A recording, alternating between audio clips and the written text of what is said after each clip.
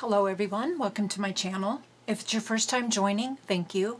If you're a previous subscriber, a new subscriber, or you're coming back from a video you have previously viewed on my channel, welcome back. In today's video, I'm going to be giving you an update on the baby blanket or the baby quilt that I will be working on. And I'm sorry, I got to do this really quick. This is really aggravating me, I have a thread in here in the track of my embroidery unit, and it's just killing me seeing it. So I'm going to pick it out of here with my little tweezers. And it's not a very big thread at all, but just that little piece, I kept on seeing it here in the track, and it was driving me crazy. Okay, with that said, I'm going to go ahead and continue on. So what I have been doing since the last video when I talked a little bit about where being away from the channel for a while and losing my mojo and things like that, this baby blanket, the baby quilt, is getting me really excited and getting me back to working. And I'm really thankful for that. So I'm going to show you a couple of the embroidery quilt blocks that I have tested, and I did these because I wanted to see which kind of technique I wanted to do, and these are the design I purchased. I will include that down below and in the description box. And I purchased these off of Etsy, and there's 12 Trapunto quilt blocks in this set that you purchase. And for some reason I can't, there we go. I couldn't find my paperwork, and I have those here, and I printed those out, and I'm going to see if I can find my seller information here for you really quickly. I don't know if I have that here. Sorry about that. Here we go. I don't have it here, but I will include that down in the description box below so you guys can have that information. But there are 12 different designs in this set when you purchase them. And I believe I paid, I got them a little bit on a discount because the seller was having a sale at that time. So I will include those down below. On these two that I did, I just wanted to test how I was going to do the actual stitch out of the design. If you are familiar, I don't know what that word is, familiar with Trapunto, it is a technique that creates a puffy look to your stitches. And I don't know if I would really call these Trapunto, because on other quilting designs and other Trapunto designs, I've seen that they're really puffy, and it has a lot more like poof kind of to some of the stitches. And these, to me, these don't really have that. These just look like a really pretty quilted block to me, and I could be wrong. Maybe these are just a more fine detailed Trapunto. I'm not sure. But what I have done is I've stitched out 2 different blocks. And what I did on this first one is I have a medium weight a medium weight cutaway stabilizer, and that is what is recommended for doing quilt blocks. Then I have my 80-20 batting, and that's what this looks like here. I really like 80-20 batting. It just I like the result of the finished quilt when I launder everything when I finish it, because I do have a cat in the home. Anybody who was to either receive my items as a gift, or if I was selling it and they may be allergic to cats, it just kind of helps. I wash everything in all free and clear, and then I dry everything. And that way I'm also able to tell if washing is going to damage the quilt. I'm able to repair it before it's either gifted or sold. Okay, with that said, I'm using the tearaway or cutaway stabilizer, the 80/20, and then this is the fabric is a Kona cotton, and I talked about that in my previous video that I purchased this cotton and another sashing fabric at Joann's. So this is my first block that I did. You can see the beautiful detail in these designs. They're absolutely gorgeous. And what this reminds me of is like maybe like a Victorian kind of style. That's just me. I could be saying that wrong. But I really like this fancy,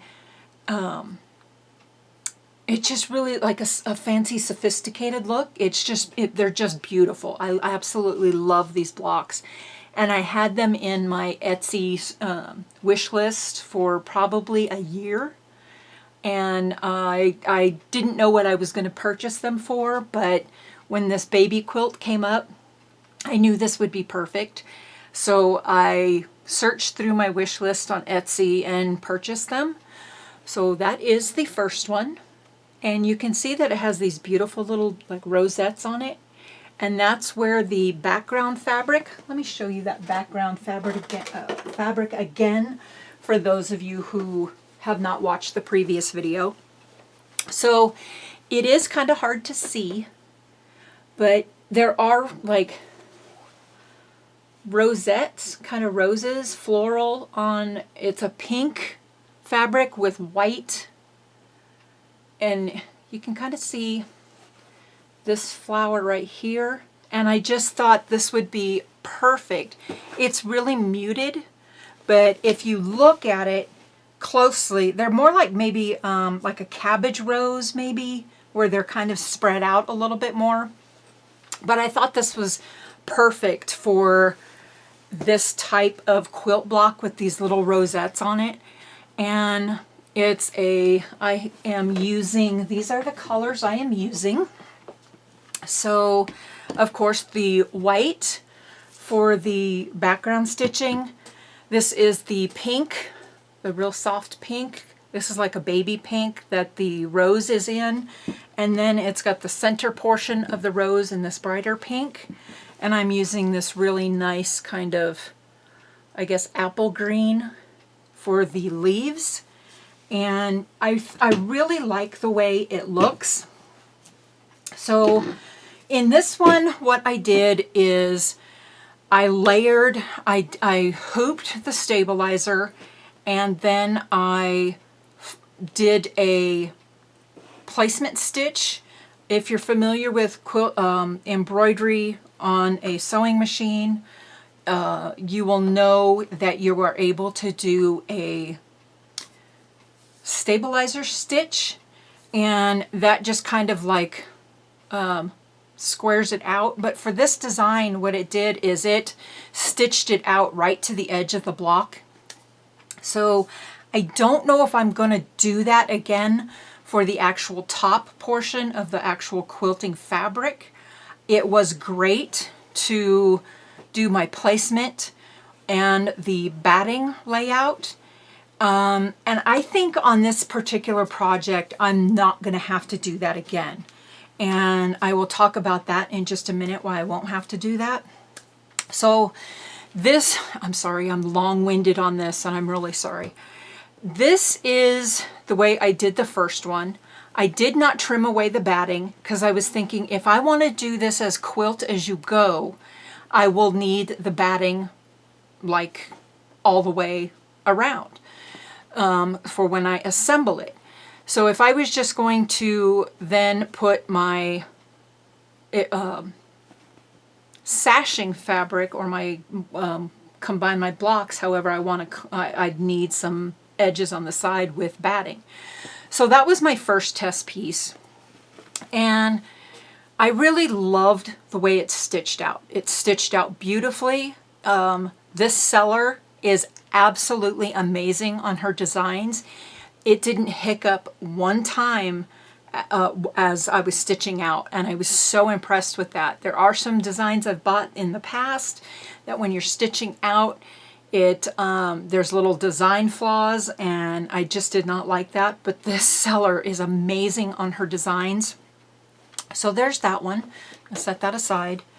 Okay, so this is the second one I stitched out, and you can see how beautiful this one is.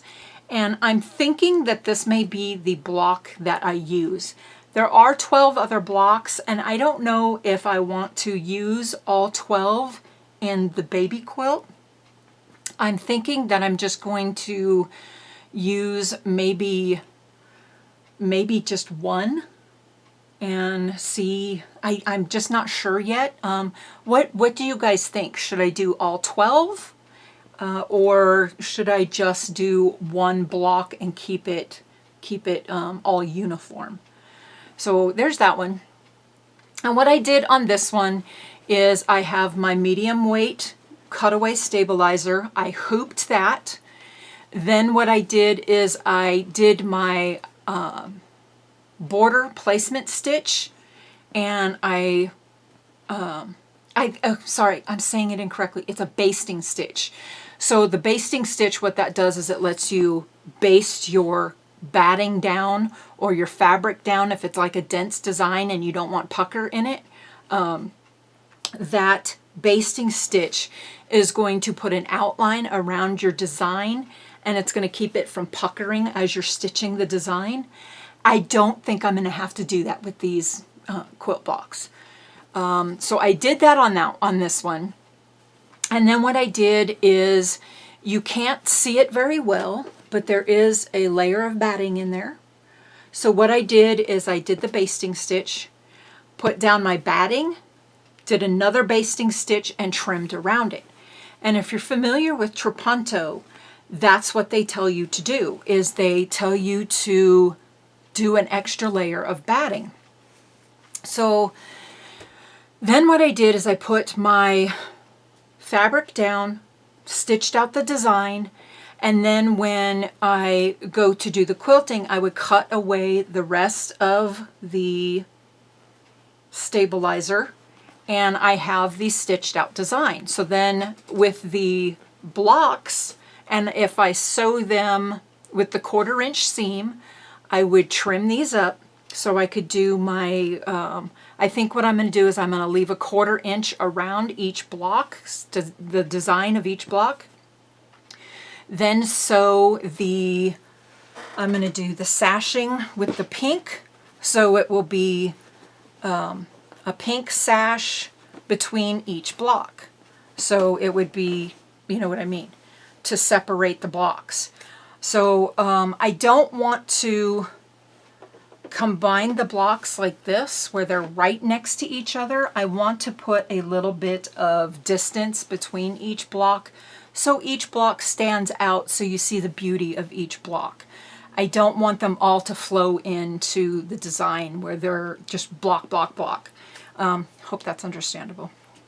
So there's that. And I do like this technique, this way of doing it better. But it is going to be a baby quilt, like I said, and it is for a baby in Texas. So in Texas, if you're familiar with the heat of Texas, it's going to be pretty warm. So I don't know if I really need that extra batting. So when I would sew everything together, I would do like so. I would trim away all this excess stabilizer. And when I sew the quilt together, darn it, let's get that fixed. Then when I sew the quilt together, each block is going to be thicker. So it would be the backing, whatever my backing fabric is, which I know it'll be a white because I want this to be kind of like really like a sophisticated kind of Victorian-esque baby quilt. I don't want all that thickness because it is going to be in Texas. So what I would do, I think what I want to do, my next test is going to be just the stabilizer and the fabric and then stitch it out.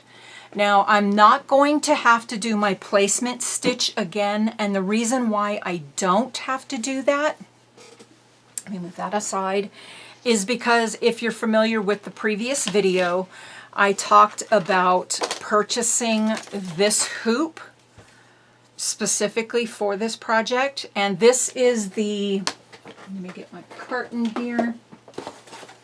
This is the Creative All Fabric Hoop 2, and it is a 6" by 6" hoop. And let me get the other portion. And where the 6" by 6", the smallest size is, when you buy the design for the embroidery quilt blocks, smallest size is 6", then 8", and then 10". But I don't have a hoop that will completely do a 10" quilt block. So I liked the idea of doing a 6". It's small, it's dainty, it's going to be really pretty, I hope. So far, the way these are stitching out, I absolutely love them. I'm in love with these. But when I purchased the hoop, I bought it specifically for this baby quilt. And the All Fabric Hoop 2, the 2 comes in with, you get 2 inner hoops. You get this one and you get this one. And the reason why you get 2 different ones is because you can see right here, you see where it says light? That is for lighter fabric. This is a quilting hoop. So if you're going to be doing lighter fabrics, you would use the inner hoop. And that is fantastic for just doing your stabilizer. It was plenty tight enough. I didn't have any problems with it shifting or the loosening of the stabilizer. And then on this one, you'll notice that it says heavy. And this hoop you would use if you're hooping all 3 layers of your fabric. So that would be your backing, your batting, and your top. So this is perfect for when I want to do quilt as you go blocks, and I do individual quilting on those blocks that are layered already. So I figured this was a perfect hoop for me because you get 2 hoops for basically for the price of 1. And what it does is it comes with this plastic template, and it's really great. You can see the little notches here. If you're not familiar with machine embroidery, some designs you have to center into your block. And this is really good because those little notches fit right into these little notches here on the hoop. And you can put that right on there. And if you have your stabilizer, so I'm going to turn this one over. So if you have your stabilizer hooped, you can put it right on there and place your template right on there and just mark the corners and where the edges are going to be of your block. And then you'll know where your fabric placement will be on top of your stabilizer. So that's really good. It eliminates having to do that basting stitch. But again, if you're doing a design that's a little more dense, you would want to do that basting stitch. But for this particular project, I've decided that I'm not going to do that. Okay, so now the next part that I want to ask all of your opinion on is, so this is going to be my sashing and the borders. And like I said, I was going to do the block with a sash in between it with the other block. So that'll be like that, and it'll make these quilt blocks really pop. What I thought about doing is, since there is this light green for the flowers, and I showed you that, what would you all think about maybe incorporating this into it as well? It would make it a little more, I don't know if it would take away from the Victorian kind of, I know it would take away from the Victorian kind of, or Victorian-esque kind of theme that I'm thinking of. I want it to be really sophisticated. But do you think this would totally distract from that? It would kind of be a little more cheerful. I don't know. What would you guys think if I did use this other fabric in there? Maybe like a border around it, or maybe I don't know. Somehow incorporate this into the design. I don't know exactly how I would incorporate it into it. I do have, it's an inch under 1 yard of this, and I don't know how to incorporate it, or if I even will. What is your all opinion on that? So, okay. So that is an update on the baby quilt project.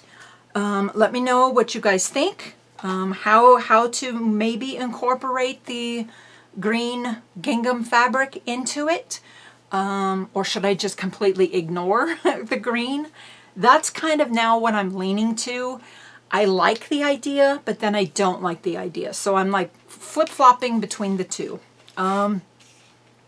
Also, let me know what you think about doing more than one quilt block. Should I do one of each of the 12 and incorporate them into the quilt? Or should I just do one block? Yeah, let me know what you all think. If you liked the video, please give it a thumbs up. If you haven't subscribed already, please subscribe. That really lets me know that you guys like the video, and gives me the encouragement to keep coming back and to film them. I want to thank all of my new subscribers. I appreciate each and every one of you that have taken the time to hit that subscribe button. So let me all know what y'all think, and we will all see you in the next video.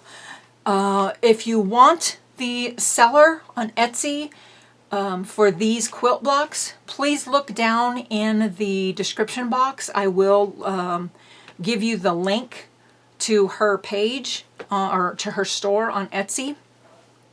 You do have to have a embroidery machine for them, and they come in the zipped format. So you do have to know how to unzip a embroidery file. Okay, we'll see you all next time. Thank you guys. Bye-bye.